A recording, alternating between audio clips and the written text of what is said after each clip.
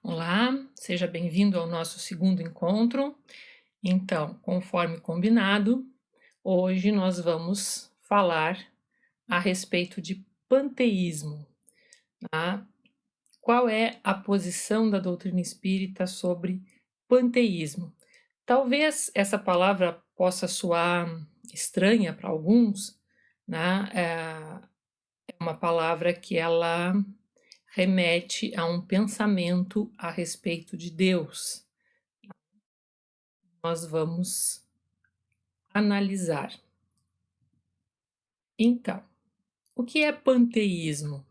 E aqui ao lado nós temos uma imagem que depois que a gente colocar o conceito, vocês vão ver que ela retrata muito bem isso, né? Nós temos ali um ser envolvido pelos demais elementos da natureza, né?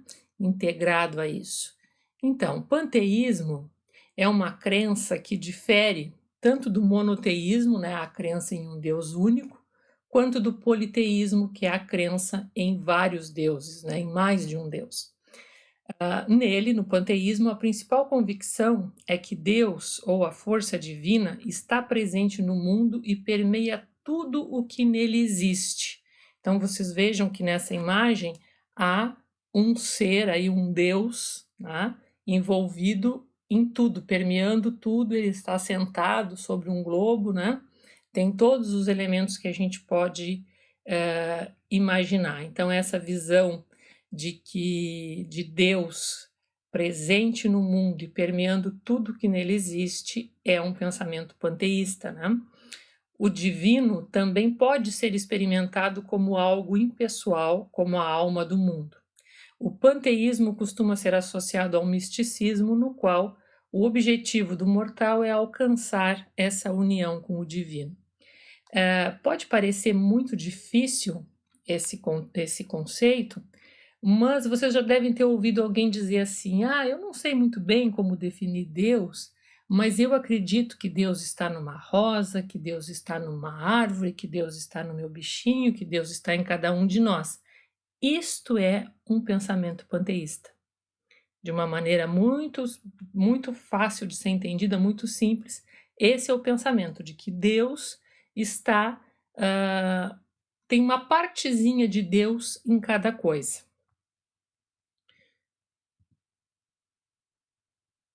Ele tem diferentes correntes, né? Tem o panteísmo cósmico, no qual se parte da visão da existência perecível, transitória, permeada pela presença de Deus.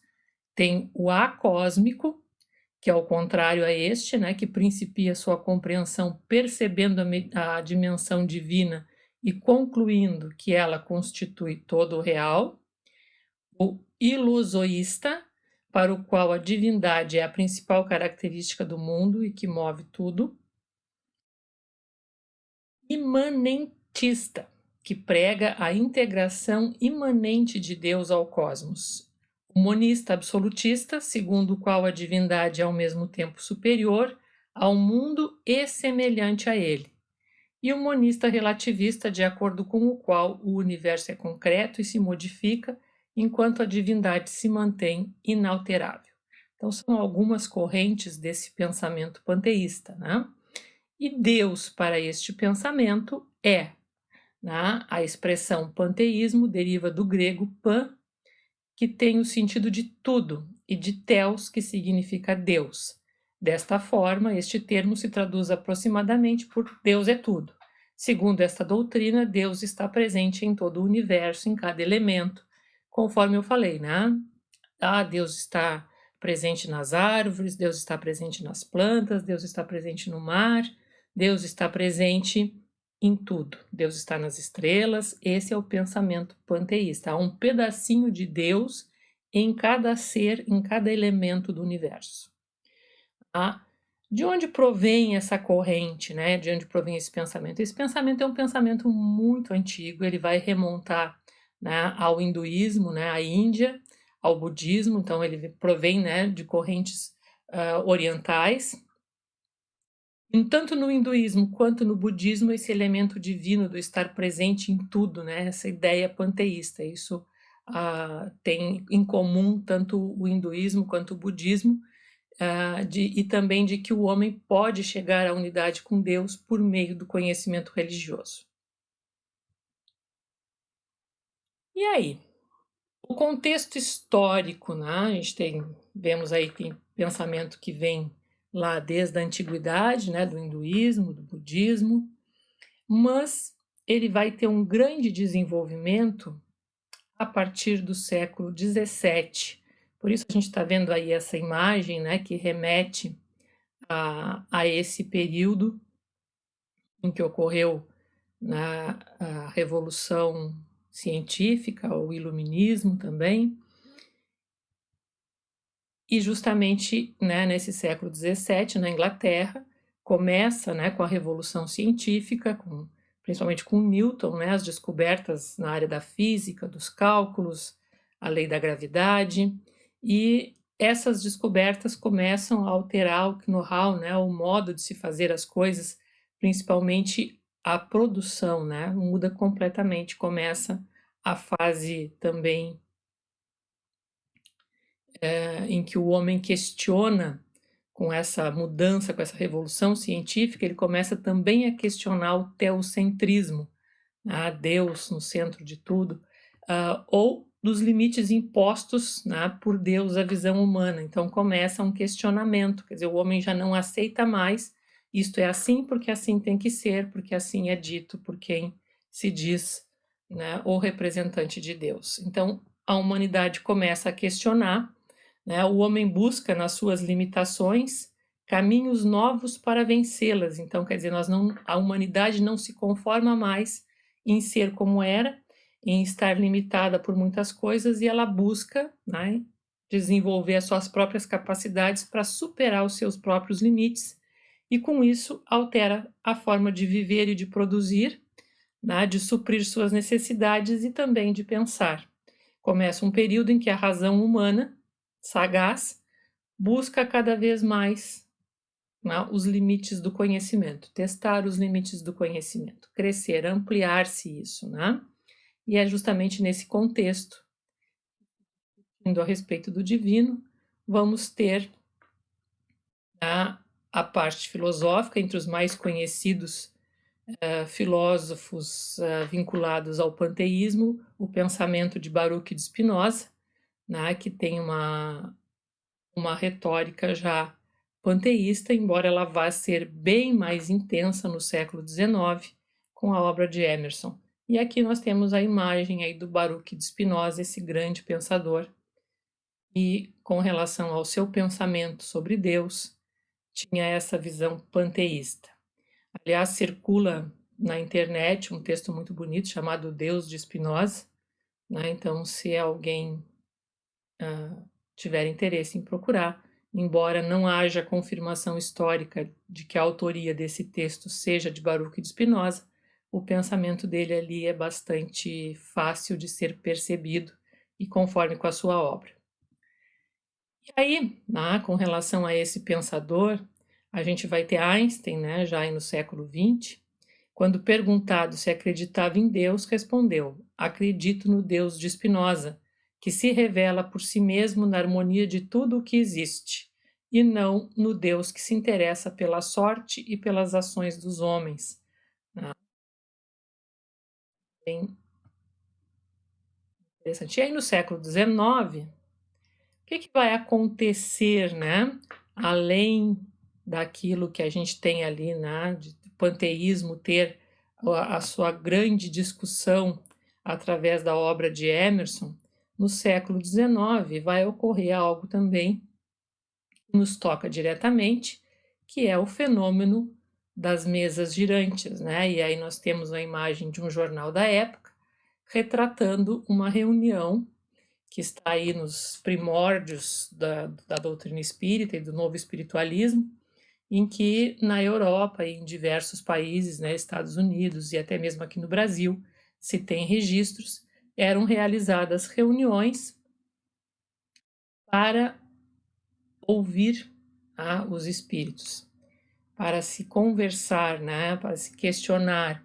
Então, reuniam-se em torno das mesas, e eram feitas perguntas, questionamentos. A gente vai fazer mais adiante um vídeo especificamente sobre a história do Espiritismo, mas aqui é importante que a gente veja que no século XIX é quando surge também esse movimento neo-espiritualista, quando surge a própria doutrina espírita, né, com a edição do Livro dos Espíritos em 18 de abril de 1857, que é esta obra que está baseando os nossos estudos aqui.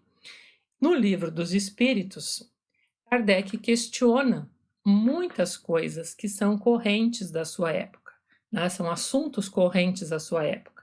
Por isso, a gente havia chamado a atenção, né, do contexto histórico em que vem a discussão a respeito do panteísmo. E justamente Kardec, quando coloca a discussão a respeito de Deus, e a gente, no nosso primeiro vídeo, falamos a respeito desse pensamento, né? Do quanto ele é fundamental para o pensamento espírita, a visão a respeito de Deus como a inteligência suprema, causa primeira de todas as coisas.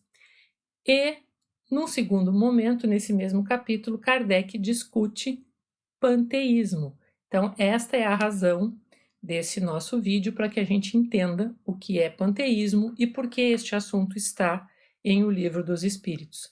Porque era uma visão corrente à época de Kardec, à época em que foi elaborado o Livro dos Espíritos, citei ali Spinoza, Emerson, dois grandes pensadores. Spinoza bem um pouco mais recuado do que o Emerson, mas o Emerson do século XIX, e trazendo esse pensamento panteísta que dominava, né, digamos assim, os meios intelectuais, era muito discutido. Então Kardec vai propor esses questionamentos aos espíritos, né, já que era algo tão discutido à sua época. E os espíritos vão fazer algumas críticas e vão dar a Kardec alguns elementos, né, que eles discordam da visão panteísta.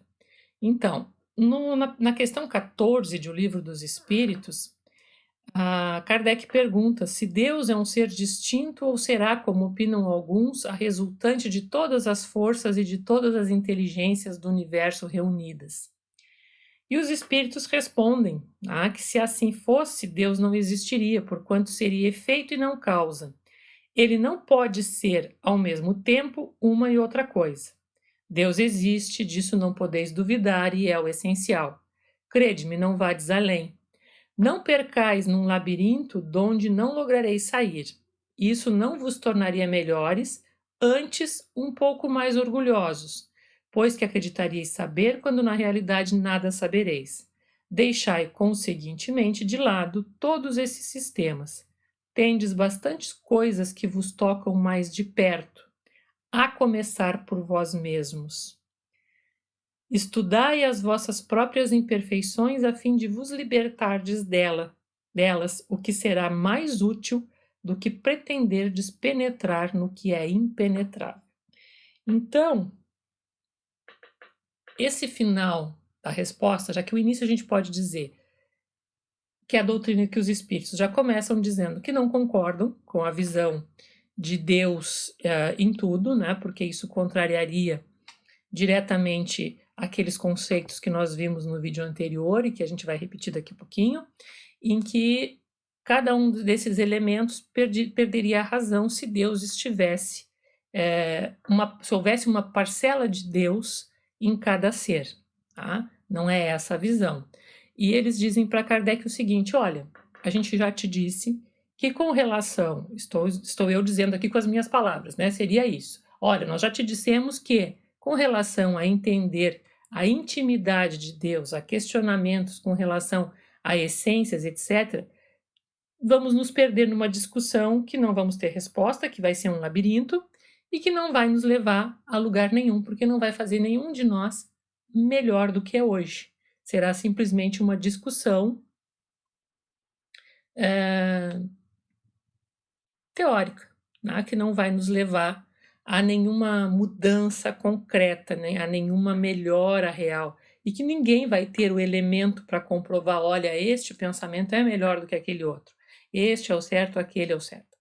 Então, não vamos discutir isso, porque o que importa é nós termos uma visão a respeito de Deus, que no momento, para a nossa compreensão, é a de Deus como Criador, é de Deus como a causa primeira, sendo o Criador, né, da inteligência suprema, partem as leis que regem e que dão origem à vida, ao universo que nós conhecemos, que é essa manifestação, né, mas que não é Deus em essência.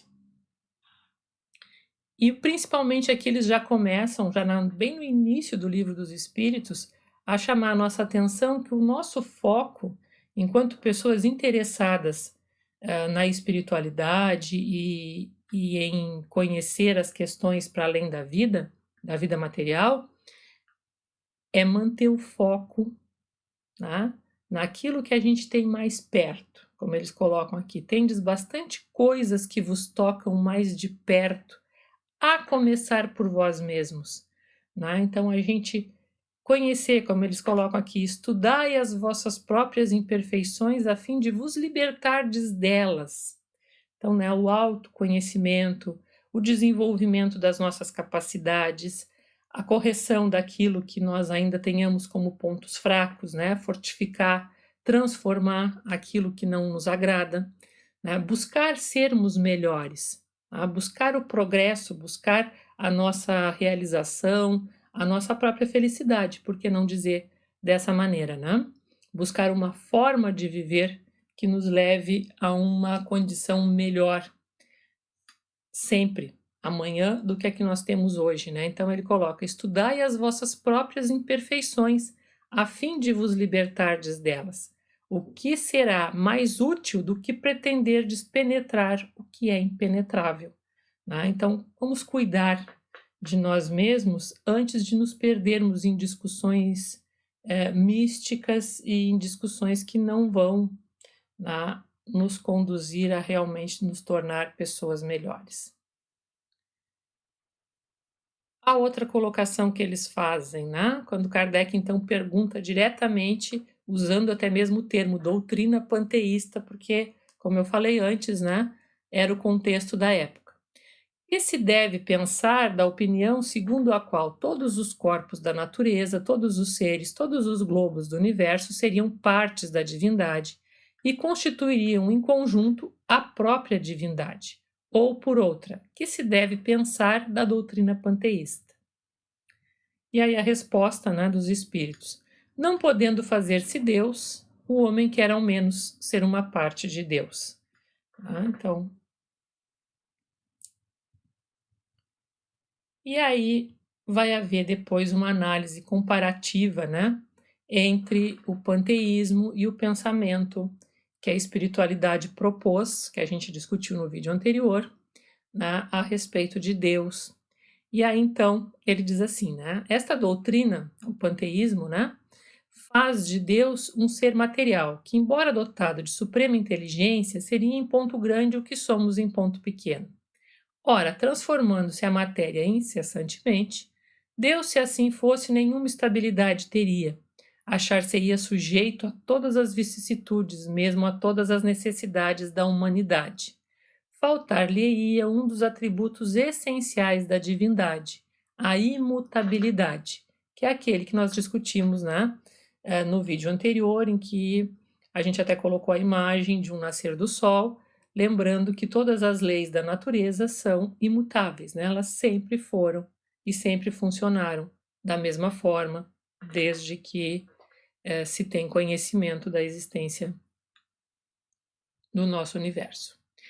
Faltar-lhe-ia um dos atributos essenciais da divindade, que é a imutabilidade. Não se pode aliar as propriedades da matéria à ideia de Deus, sem que ele fique rebaixado ante a nossa compreensão, e não haverá sutilezas de sofismas que cheguem a resolver o problema de sua natureza íntima. Então, novamente, os espíritos vão dizer, né, que com relação à natureza íntima de Deus, nós não temos elementos para conhecer. Vão repetir o seu ponto de vista e vão nos dizer aqui, embora seja sutil esse sofisma de se dizer que uma parte de Deus numa rosa é bonito, né? É poético. No entanto, no que a rosa morre, teríamos que admitir que morreu uma parte de Deus. No que cada um de nós morre, morreu uma parte de Deus. Em cada uma das nossas imperfeições teria que haver uma imperfeição de Deus. E a gente já viu que os Espíritos nos disseram que Deus a perfeição dele é muitíssimo, né, superior. A gente não tem ainda nem condições de compreender o quão perfeito ele é. Fazemos algumas ideias a respeito, né? Precisamos utilizar muito a nossa razão para desenvolver mais esses atributos. Não sabemos tudo o que ele é, mas sabemos o que ele não pode deixar de ser, e o sistema de que tratamos está em contradição com as suas mais essenciais propriedades. Ele confunde o Criador com a criatura, exatamente como faria quem pretendesse que engenhosa máquina fosse parte integrante do mecânico que a imaginou. Então vamos imaginar, né? Aqui Kardec dá um exemplo da sua época, né? Um mecânico. Era muito pensamento mecanicista também muito presente nesse período, tudo se referindo às máquinas, né? Então, a gente imaginar, né, que nós somos parte de Deus seria confundirmos, nós somos criatura, nós somos produto, né, das leis, produto da lei de evolução.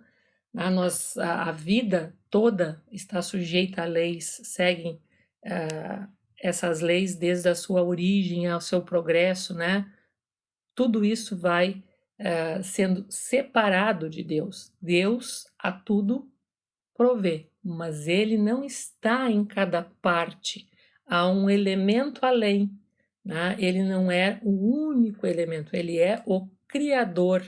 Mas nós não podemos confundir os elementos com o Criador.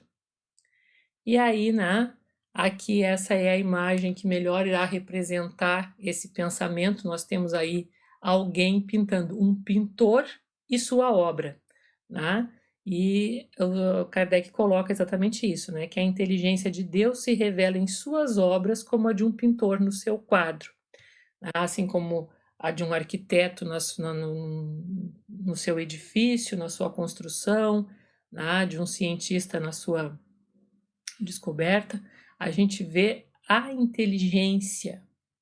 Então, quando nós olhamos o universo, quando nós olhamos a vida, nós vemos a inteligência de Deus em ação, mas aquele universo, a vida, não é Deus, né? Ela é produto de Deus, ela é o trabalho, vamos dizer assim, né? Ela é a execução da obra, ela é como o pintor, né? Que ele planejou essa obra, ele está executando essa obra, mas nós vemos bem distintamente que há a figura do homem, do pintor, no caso seria aqui, né?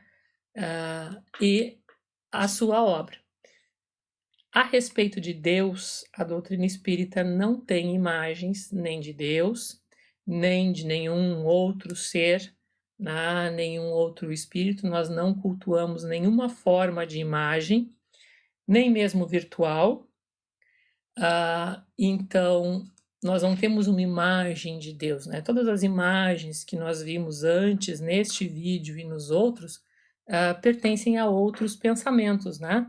Que nós respeitamos. No entanto, a doutrina espírita não tem uma imagem de Deus, né? Por isso eu coloquei uma tela aqui que temos um homem pintando apenas para que se tivesse mais diante dos olhos essa imagem.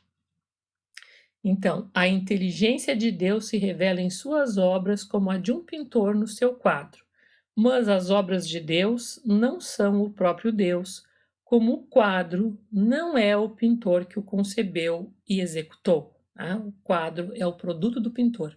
Então, assim, a vida é um reflexo da inteligência de Deus, não é Deus, tá?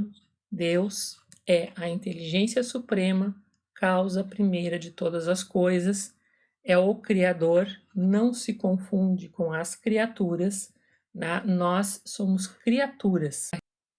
Muito bem. nós prosseguiremos ainda nesse tema de Deus, da criação da vida, no nosso próximo encontro. Então, no nosso próximo encontro, a gente vai abordar qual é a visão, então, a respeito dos elementos gerais do universo. O que é que compõe essa vida material que nós conhecemos. Então, aguardo vocês para nós discutirmos esse tema e até breve.